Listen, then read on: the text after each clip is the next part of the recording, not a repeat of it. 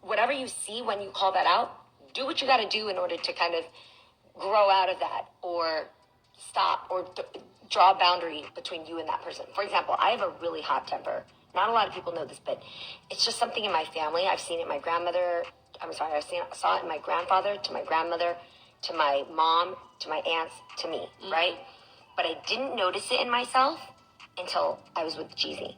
Interesting. Did you notice in your previous marriage? No, because it has to do with the type of relationship you have and the type of respect you have for that person, to mirror things back to you where you actually would stop you in your tracks and evaluate yourself, you know? So you had it. So I had it, but nobody ever called me out on it. Also, in my line of work, sometimes being a boss isn't so great for you, because you have a lot of people who just agree to what you want.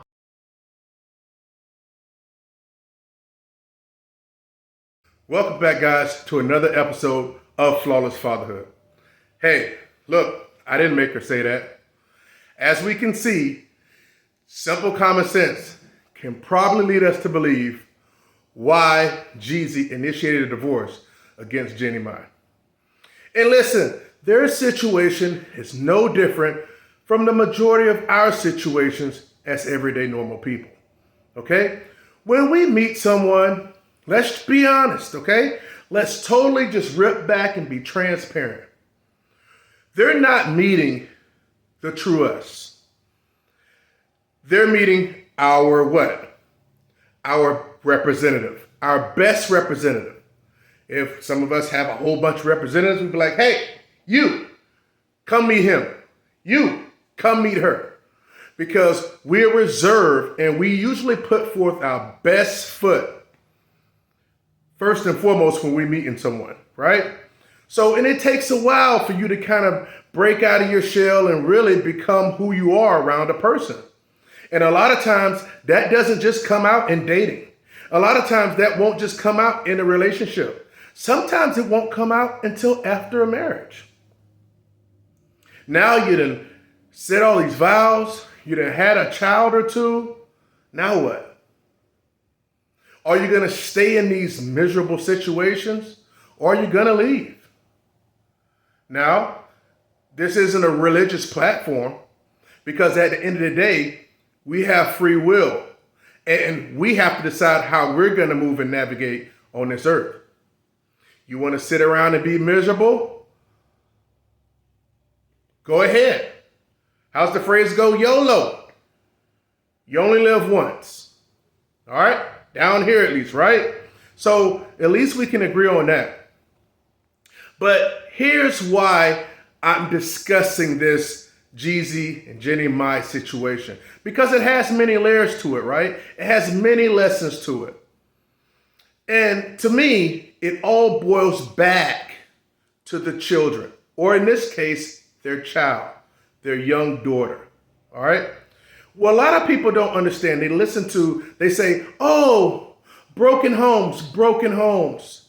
Oh, how can you celebrate broken homes? I am not celebrating broken homes. No, I don't see anybody celebrating broken homes. I came up in a broken home, okay? I went through a terrible stepdad situation. So I understand what the benefits of staying in a home with two adults. But you also know what I understand? I understand that when two adults aren't compatible and they're living with so much friction, arguing and fighting, people, let me tell you from personal experience, on both ends, and I'll explain what both ends mean in a second, that is not the best, definitely not in the best interest of the child's mentally or physical. Their psyche's gonna get all messed up.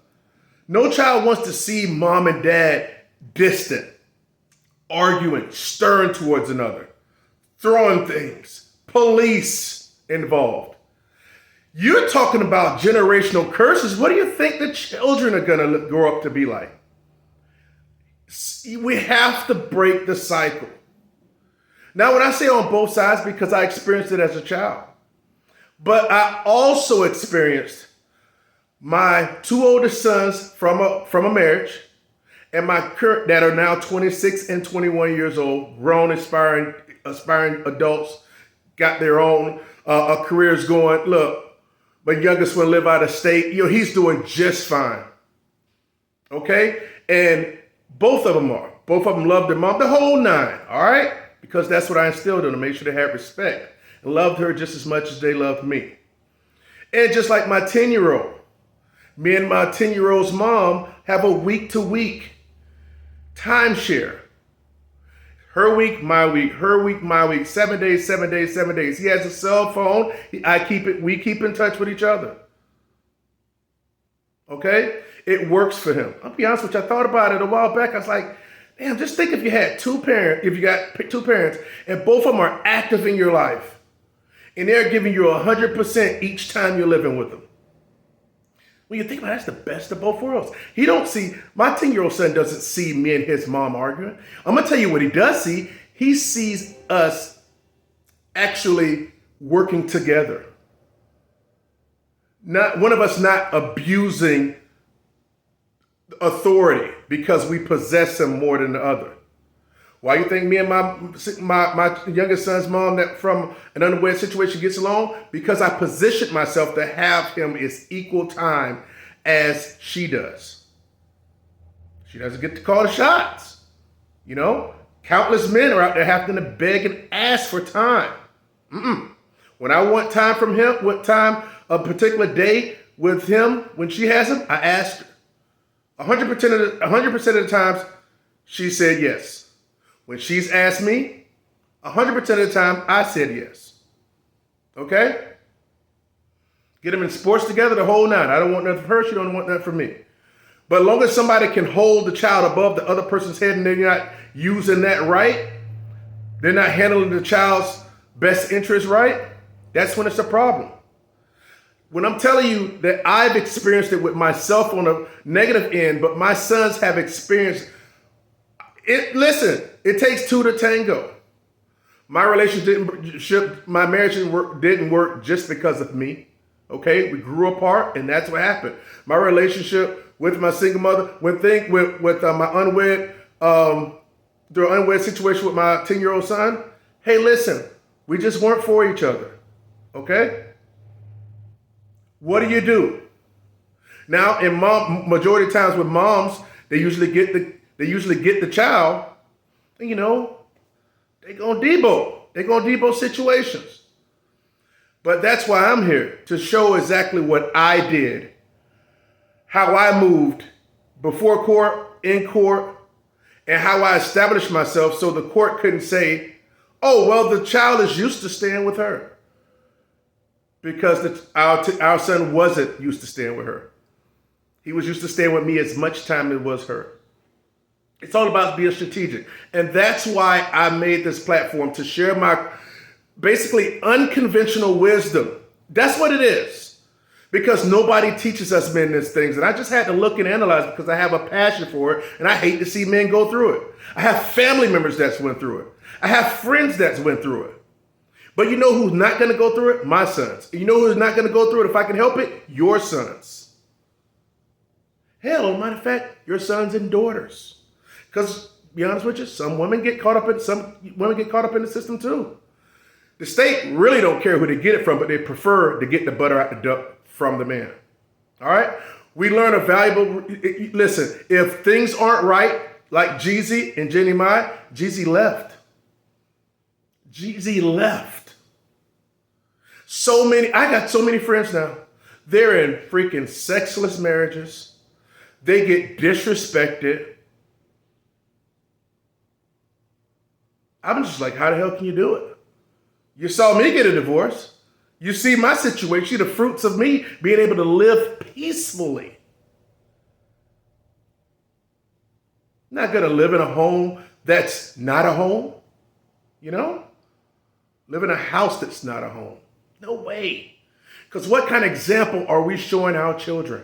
The children see mom and dad not cuddling, not kissing, not playing, not tickling, not being a couple. Children see that and they feel that. So don't think just because you're sitting on one side of the couch and the kid's sitting and you're sitting on the other side of the couch that the kid thinks it's such a happy family. No. Absolutely not. So I don't want to hear this broken home crap. I don't want to hear it. Because as long as this is a man, make sure he's in the child's life adequately by applying the principles that you'll learn on this channel that attorneys won't tell you, that a judge won't tell you. You want to know why? Because if men started to position themselves, fathers, future fathers, and start positioning themselves when they cross that threshold from having a child, it'll be less times that they will need to go to court for negative situations and need a lawyer and paying into the system. So they're not going to tell you what you need to do. I gave you what you need to do in the last video, and I'm going to start harping on it strong, because it's very simple, but they just don't teach us. They don't teach us men that. They don't teach us that. So when we become fathers, we don't know how to handle our business. If we're married, we end up making mistakes. That's why I made a blueprint for that. When we're unwed, we don't do what we're supposed to do when the child is born. Nobody's teaching that. You don't need an attorney to do that. All right? So guys, listen, I am not for broken homes. I am for pouring all the love of a mother, pouring love, a father pouring love into the child or children. That child's gonna freaking blossom. Blossom. I know that because I've lived it. I've experienced it with my own. See, but here it is, a lot of couples, ex-couples, they don't know how to let go mentally and physically. Okay? When I say mentally, you can always care about somebody fine, but you shouldn't be trying to still have sex with them, still trying to do inappropriate things with them and say stuff. No. You won't be able to move forward the right way if you're doing that type of stuff. It's not healthy. All right? Guys, listen. This platform, I'm going to give it to you straight off the hip, straight from my heart. I mean business. I will not get buried with this wisdom. All right? So listen, please share the videos. Make sure you support the platform, pressing like and sharing them. Even comment and let me know what you think. You know, listen, it's not about, I would prefer couples, if dissolute that freaking relationship or a dissolution of marriage, whatever you have to do, but long as that child or children is getting equal time from each parent and given sound, adequate love, you guys don't have a clue. You guys don't have a clue how beneficial that is. Okay? Don't get caught up in these broken homes. No, don't do that. Because what's going to happen? It's going to be fights, arguments, and all this type of stuff. Police going to be called. Man, that child's going to grow up all messed up. All right?